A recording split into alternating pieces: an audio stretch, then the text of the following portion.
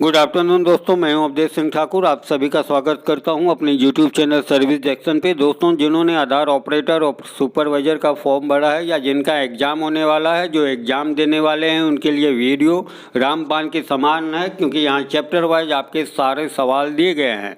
ये सारे सवाल UIDAI से लिए गए हैं। तो दोस्तों आइए, हमारा ये चौथा सेट है। हम लोग अपना चौथे सेट के पहले सवाल से इस सेट की शुरुआत करते हैं। लेकिन जो लोग हमारे चैनल पे पहली बार आए हैं वो हमारे चैनल को सब्सक्राइब करें दोस्तों, बेल की घंटी बजाएं इस तरह के वीडियो देखने के लिए। चलिए दोस्तों, चलते हैं हम अपने पहले सवाल पे। पहला है, प्रमाण पत्र में कौन सा CELC ऑपरेटर को प्राप्त किया होना चाहिए। पहला है ऑपरेटर टेक्नोलॉजी में डिप्लोमा, दूसरा है कंप्यूटर की मूल जानकारी में सर्टिफिकेट, तीसरा है CELC ऑपरेटर सर्टिफिकेट, चौथा है नामांकन संचालक प्रमाण पत्र।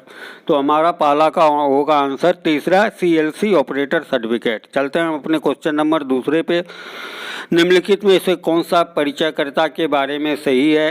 ए है, परिचयकर्ता एक रजिस्ट्रार से जुड़ा हो। बी है, परिचयकर्ता का कोई आपराधिक रिकॉर्ड नहीं होना चाहिए। सी है, परिचयकर्ता 18 वर्ष से अधिक होना चाहिए। डी है, परिचयकर्ता परिवार का मुखिया होना चाहिए। ई है, परिचयकर्ता केवल पंचायत के कार्य क्षेत्र में लोगों का परिचय करा सकते हैं। हमारा पहला ऑप्शन है पहला का ACD, दूसरा का ABCD, तीसरा का BD, चौथा का BDE। तो हमारा आंसर होगा इसमें से दूसरा है ABCD। चलते हम अपने तीसरे क्वेश्चन पे दोस्तों। सत्यापनकर्ता को सुनिश्चित करना चाहिए कि POA दस्तावेज में अंकित नाम और POI दस्तावेज में अंकित नाम के साथ मेल खाता है। पहला सही है, दूसरा गलत है। हमारा आंसर दोस्तों पहला होगा सही। चलते क्वेश्चन नंबर 4 पे। किसका नाम केयर ऑफ की जगह में दिया जाना चाहिए। पहला है बच्चे का नाम, दूसरा है कोई भी व्यक्ति जो 18 वर्ष या उससे अधिक हो, तीसरा है माँ का नाम, चौथा है परिवार का मुखिया। हमारा आंसर होगा चौथा, परिवार का मुखिया। चलते हैं क्वेश्चन नंबर 5 पे दोस्तों। परिचयकर्ता को एक निवासी के नामांकन का समर्थन करने के लिए आधार क्लाइंट पर अपना बायोमेट्रिक उपलब्ध कराना होगा। पहला है सही, दूसरा है गलत। तो हमारा आंसर होगा पहला सही। चलते हैं छठे नंबर क्वेश्चन पे दोस्तों। डाक नामांकन प्रक्रिया से संबंधित किसी भी कार्य के निर्वहन या जानकारी अपडेट करने के लिए समय समय पर प्राधिकरण द्वारा अन्य सेवा प्रदाताओं को नियुक्त या संलग्न किया जा सकता है।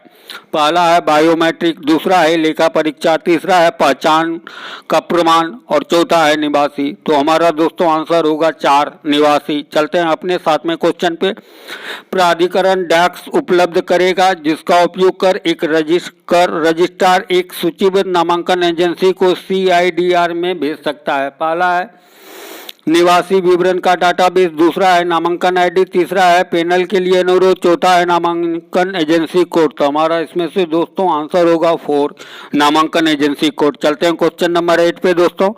इन नियमों की अनुसूची 5 में उल्लिखित सेवा प्रदाताओं के लिए नामांकन एजेंसी हमेशा डैक्स का पालन करेगी। पहला है अपने मूल्य प्रमाण पत्र POI प्रदान करना, दूसरा है निवासी के साइन नामांकन प्रॉपर्टी, तीसरा है एक लिखित सहमति देना, चौथा है दिए गए सभी विकल्प। तो हमारा इसमें से आंसर होगा दोस्तों दूसरा, निवासी के साइन नामांकन प्रॉपर्टी। चलते हैं अगले क्वेश्चन 9 पे।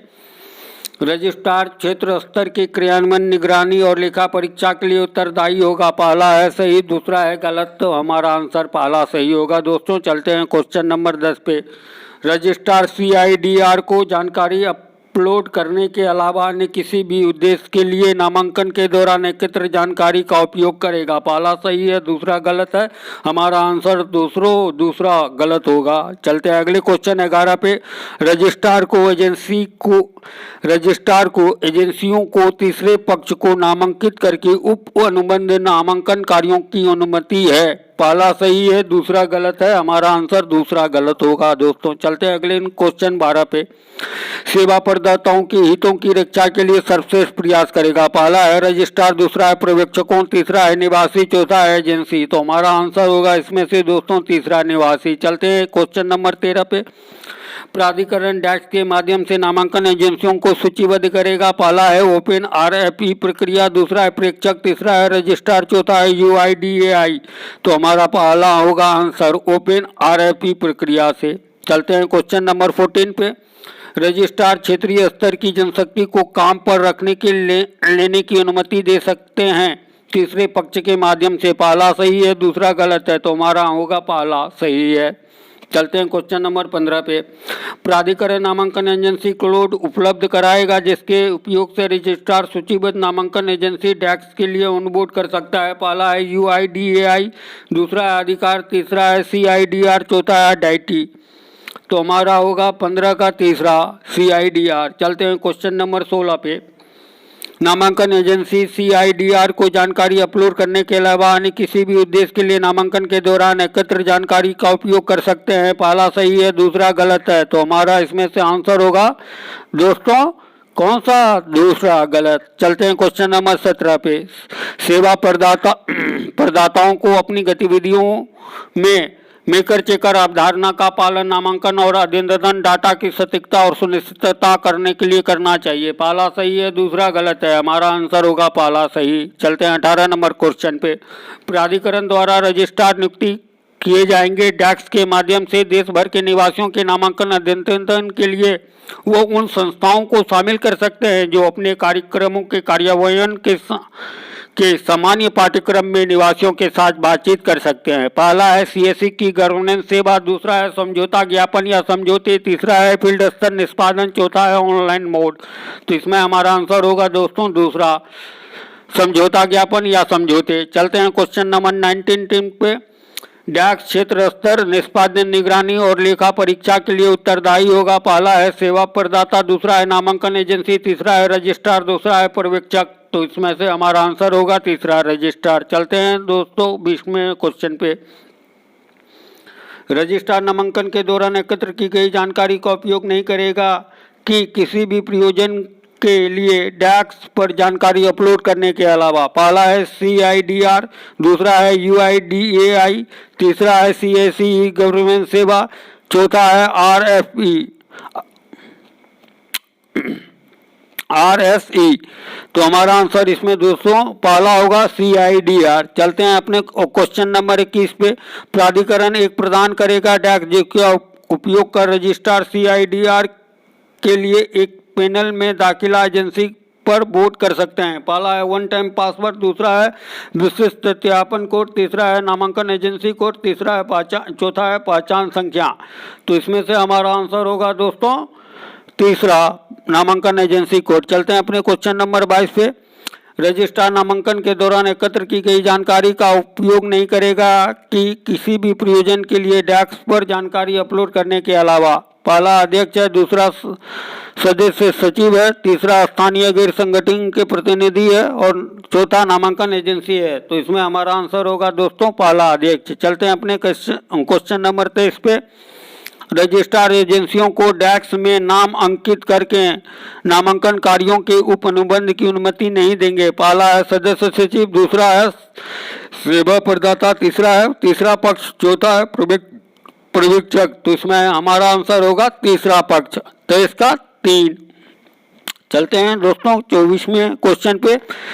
इनमें से रजिस्ट्रार के रूप में नियुक्त के लिए पात्र संस्थाएं हैं। पहला है राज्य संघ, राज्य क्षेत्र, सरकारी केंद्रीय मंत्रालय और विभाग और उनके अधीन एजेंसियां, दूसरा है केंद्रीय राज्य सरकार के सार्वजनिक क्षेत्र की कंपनियां, चौथा है सार्वजनिक क्षेत्र के बैंक और नेशनल सिक्योरिटी डिपॉजिटरी सहित विनियमित संस्थाएं और चौथा है दिए गए सभी। तो हमारा इसमें से दोस्तों होगा 24 का 4, दिए गए सभी। चलते हैं आगे की ओर 25 नंबर क्वेश्चन पे। पंजीयक अपनी वेबसाइट पर नामांकन और अद्यतन सेवाओं के बारे में पर्याप्त और उचित जानकारी प्रदर्शित करेंगे जिसमें डैक्स के लिए उपलब्ध व्यक्तियों और सेवाओं के संपर्क विवरण शामिल होंगे। पहला है एनआरआई अधिकृत व्यक्ति, तीसरा निवासी, चौथा प्रेषक। तो इसमें से हमारा दोस्तों आंसर होगा तीसरा, निवासी। चलते हैं अपने 26वें क्वेश्चन पे। रजिस्ट्रार प्राधिकरण डैक्स के प्रयोजन के लिए किसी भी किताब, रिकॉर्ड, दस्तावेज और कंप्यूटर डाटा की जांच के कब्जे वाले परिसर में उचित पहुंच की अनुमति देगा। पहला है लेखांकन, दूसरा है वित्तीय प्रशासन, तीसरा है लेखा परीक्षा, चौथा है अनुपालन। तो हमारा आंसर इसमें दोस्तों होगा तीसरा, लेखा परीक्षा। चलते हैं अगले नंबर क्वेश्चन पे। 27 डैक्स को प्राधिकरण द्वारा नियुक्ति या संलग्न किया जा सकता है और निवासी नामांकन प्रक्रिया से संबंधित समय समय पर किसी भी कार्य के निर्वहन और अपडेट करने के लिए। पहला है परीक्षण और प्रमाणन एजेंसियां, दूसरा है अन्य सेवा प्रदाता, तीसरा है रजिस्ट्रार, चौथा है CIDR। तो इसमें से हमारा दोस्तों दूसरा होगा अन्य सेवा प्रदाता आंसर। चलते हैं अगले क्वेश्चन 28 पे। रजिस्ट्रार एजेंसियों को डैक्स में नामांकित करके नामांकन कार्यों के उपनुमन की अनुमति नहीं देंगे। पहला है सदस्य सचिव, दूसरा है सेवा प्रदाता, तीसरा पक्ष, चौथा है पर्यवेक्षक। तो इसमें से हमारा आंसर होगा दोस्तों तीसरा पक्ष। चलते हैं अगले क्वेश्चन 29 नंबर पे। प्राधिकरण डैक्स के नामांकन गतिविधियों की निगरानी करेगा। पहला है रजिस्ट्रार, दूसरा है एजेंसियों द्वारा ऑपरेटरों को नामांकित करना, तीसरा है नामांकन के साथ जुड़े पर्यवेक्षक और अन्य कर्मी, चौथा है दिए गए सभी विकल्प। तो हमारा इसमें से होगा दोस्तों चौथा, दिए गए सभी विकल्प। चलते हैं अपने लास्ट क्वेश्चन 30 पे। प्राधिकरण एक डैक्स प्रक्रिया के माध्यम से दाखिल एजेंसियों को सूचीबद्ध करेगा। पहला है केंद्रीय पहचान डाटा भंडार, दूसरा है नामांकन ID, तीसरा है पैनल के लिए अनुरोध और चौथा है नामांकन एजेंसी कोड। तो हमारा इसमें से आंसर होगा दोस्तों तीसरा, पैनल के लिए अनुरोध। तो इस तरह हमारा ये विषय खत्म होता है। धन्यवाद।